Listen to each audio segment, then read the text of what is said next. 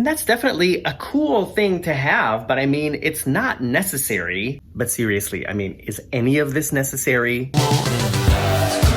Hey, I'm Morgan from the very unofficial travel guides. In December 2019, after years of running this channel as a hobby, I decided to take a huge leap of faith and gave up my 9-to-5 to spend a year traveling full-time for YouTube. Then Corona hit. Bummer. Now, as the end of 2020 rolls in, I'm trying to catch up on my travel dream and take advantage of as many opportunities as I can from my home base here in Northern Europe. If you like cruise ships, theme parks, food, and hotels with totally unacceptable bathroom doors, you're in the right place. Subscribe if you're new and enjoy the adventures.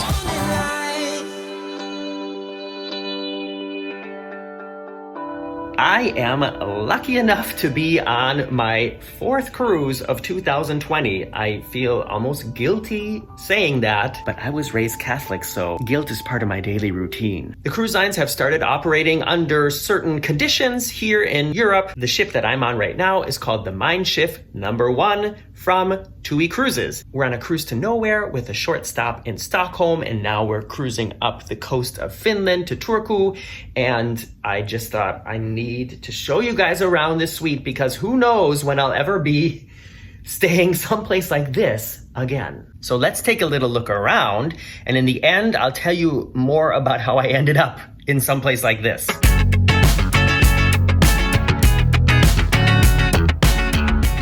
There are several suite categories on this ship, and this is, I think, the 2nd largest category. And we are in suite number 15,002, and this is what it looks like when you come inside.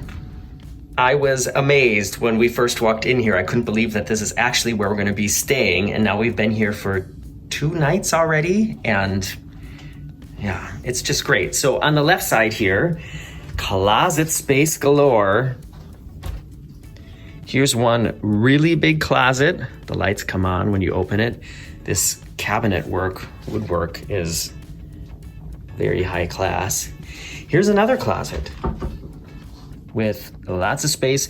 Also came with 2 bathrobes and slippers, and these slippers are a little bit better quality than the slippers that were on the MeinSchiff 2 that I was on just a couple weeks ago. So I think suite guests get better slippers. So if you're into slippers, book a suite. In this little niche is some art, but we've put our sun lotion and things there. Probably could have found a better place for those, but that's where they are now. Here is the safe and some drawers. And here you can see 1, 2, 3, 4, 5, 6, 7 drawers for your stuff. Behind this wall here is a staircase, and we'll get to that in a second. But first, I thought I'd show you around the bathroom. This has a doubly Morgan approved design because not only does it have a full closing door here, but there is also a separate room with the crapper in it with a door that also closes down there. So I'm happy. This is without a doubt the largest bathroom area that I have stayed or that I've experienced on any cruise ship that I've been on. And it's very luxurious. In fact, this is almost just a normal size bathroom. Here is the toilet room. You can see, just show you, there's the toilet. Oh, the door's closing. Is it haunted or is the ship moving? This over here is the shower.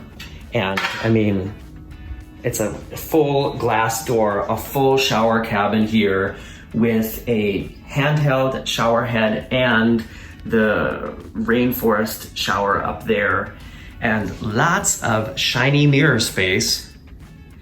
We've got his and hers mirrors, or in our case, his and his mirrors, double sinks, and so much space here. I don't know if I've ever stayed in a place where I could like spread out all my products here on one line. It's just so much space. Also down here, drawers. And got some Kleenex more storage space, more drawers, and plenty of counter space as well. One other thing is this wall is semi-transparent, but it's thick enough and, like cloudy enough that there is no privacy issues. But I'm pretty sure that you're only going to be staying in someplace like this with somebody you're really close to anyways, so I don't know if that's really an issue. But let's get out of the bathroom, shall we? And here we are in the main living and sleeping area. There's a really long countertop here. So there's 2 desk areas. I think this is meant to be more of a makeup area because there's a lighted ring mirror as well as a magnifying mirror. There's 3 drawers here, and that's where the hair dryer is. In here, there is a mini bar, and on the other side, what is the other side again? Oh yeah, there's a PlayStation 4, and it came with 2 games, FIFA 18 and Just Dance. And I'm sure that there are other games that you can rent out or lend out. The mini bar is included in this suite category, and there's glasses here, like real glasses. The same fancy coffee machine that was in my balcony cabin on the MeinSchiff 2. And moving over here is the very large bed with not only light controls and shade controls for everything in the room, but an outlet and 2 USB ports on either side. And that was something that surprised me about my balcony cabin on the MeinSchiff 2, which is actually a newer ship than this one. This one was built a couple years before, that there was one outlet on one side of the bed and no USB ports. And that just seemed weird to me for a ship that's less than 2 years old. But here in the suites, they've got it. Here's a view from the bed, and I mean, look at this. Look at all this space.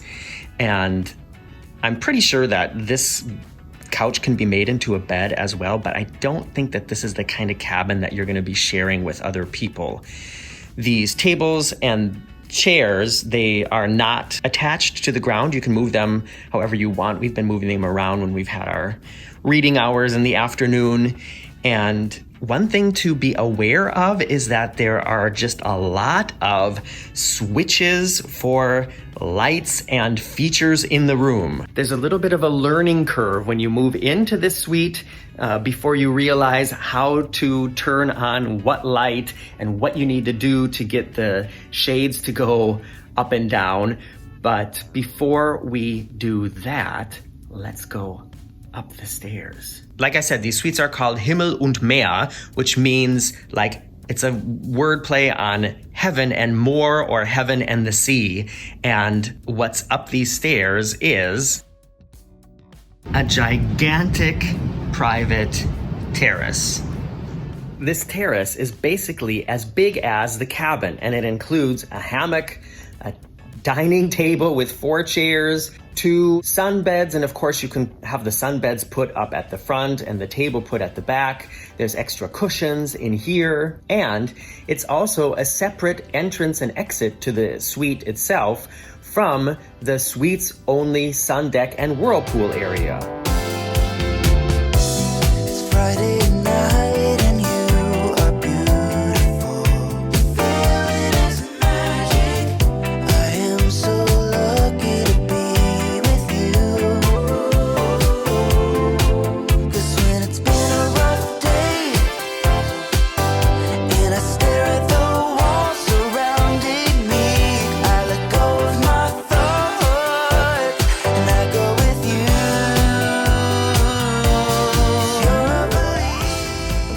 But let's go back downstairs and talk a little bit more about the technology. Here next to the bathroom door, there are a lot of switches.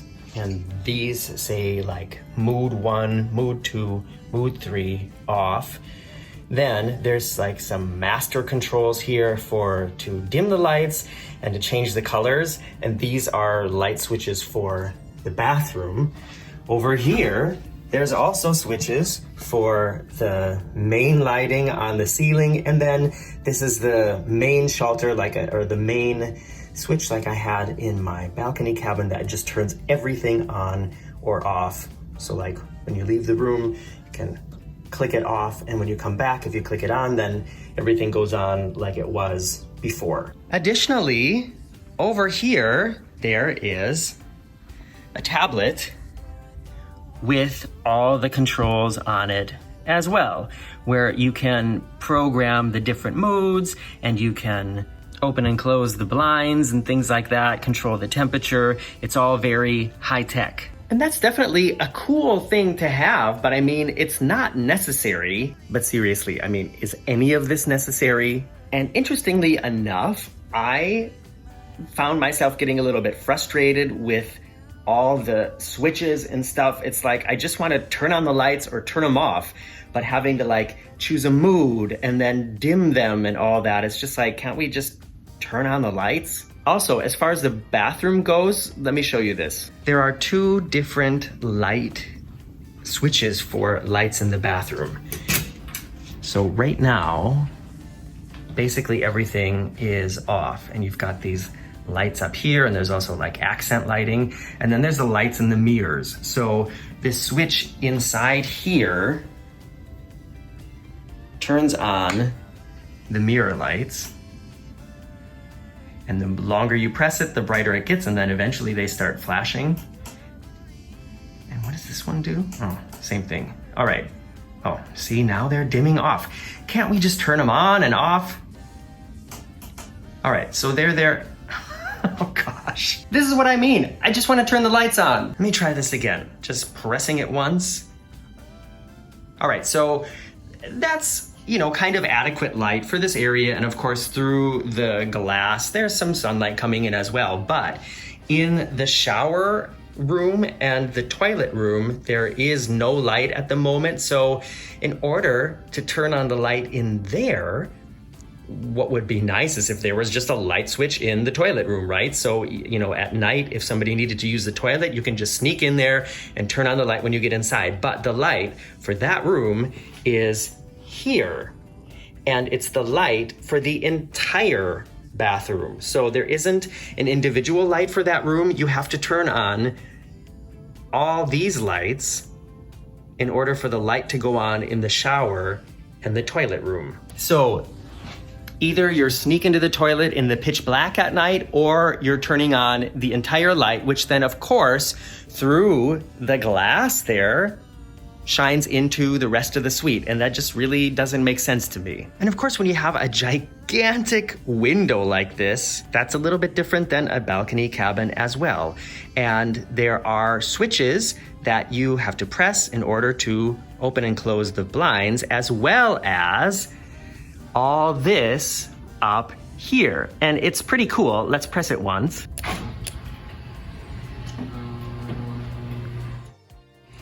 It takes a while for it to go down, and it's either all of them or none of them. So you can't, you know, just like leave a little bit open. You can stop it in between. Let me see if I can get it to work. But like I said, it's basically all or nothing. And you know, in a balcony cabin, if you wanted to, you could just pull the curtain over a little bit and leave a little bit open. This way, it's like this. Let's look at the ceiling too. So can you see that up there? Closing. It's so cool. I'm just realizing now that there's also one that you can do with your hand here. I didn't notice that before. Okay. So the whole idea of controlling the light that's coming in, or controlling sort of the privacy that you have if you're in port, is connected to this gigantic mechanical system of shades in the suite.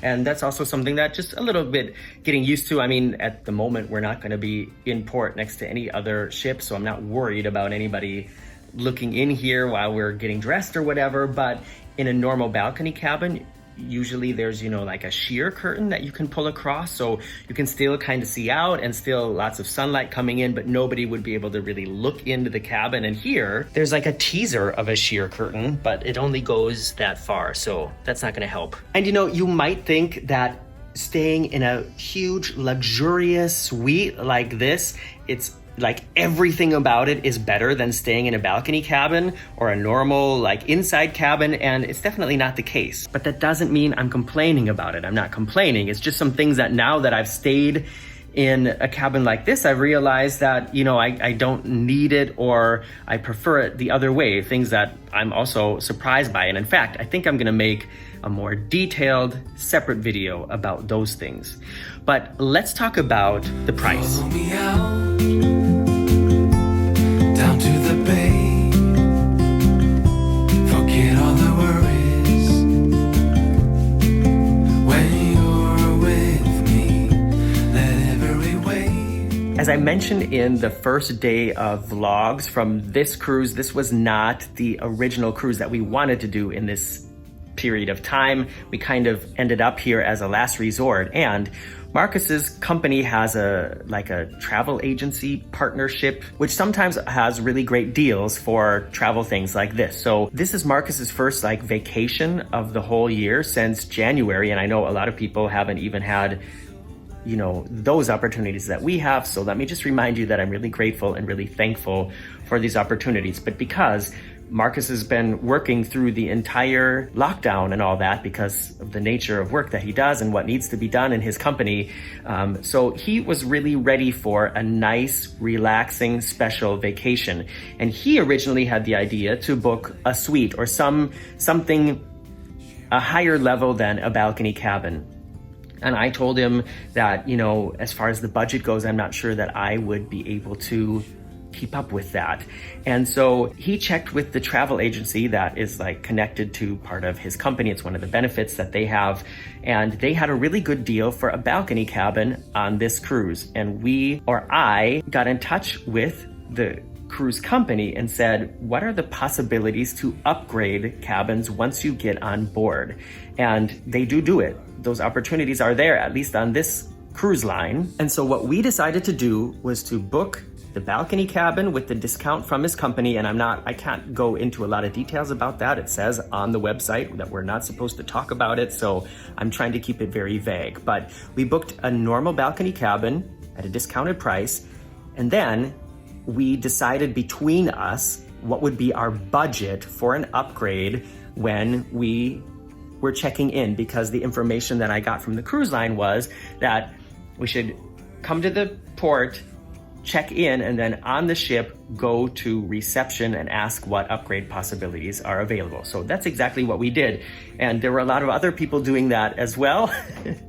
And they listed the different suites and what the upgrades would be. And the lowest level was to go from our balcony cabin to a junior suite. And because of our experience in a junior suite on the Norwegian, I think it was Breakaway, we decided, all right, I don't know if it's really worth paying 300 euros a person to move from a balcony cabin to a junior suite, because basically all you're getting is a bigger bathroom, but the rest of the cabin is pretty much the same as a normal balcony suite. And we thought, okay, 600 euros for that, maybe not worth it. But what are the other options? So this was offered to us for about 900 euros per person over what we already paid for the balcony cabin. And like I said, I can't tell you exactly how much that was.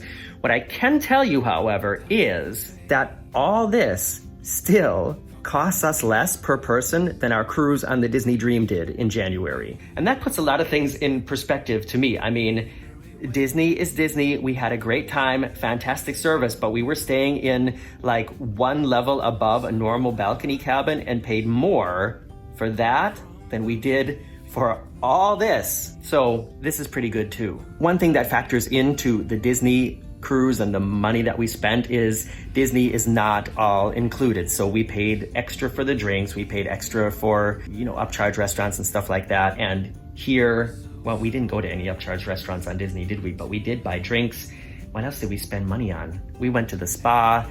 The sun is coming out. Can you see me squinting now? Sunny. And so in the end, we ended up paying more for Disney than we will pay for this, because here on board, we're not spending money on anything because drinks are included. We're not going to go to any of the upcharge restaurants, but there's so many restaurants included and the mini bar is included. We have a coffee machine right here, and I kind of like this. And now with the sun, this would be a perfect time to just like pull the sheer curtain across so it's not as bright and such a hard light coming in here, but not possible here in this suite. I'm gonna wrap it up here. If you have any questions, as always, write them in the comments below. I read most of the comments and I try to answer most of the questions that haven't been asked like a lot before. And if you wanna see more of this journey, then just check back because I'll be uploading daily vlogs as well as some other videos. So make sure you're subscribed, turn on those notifications, and follow me on Facebook, Instagram, and Twitter. See you soon.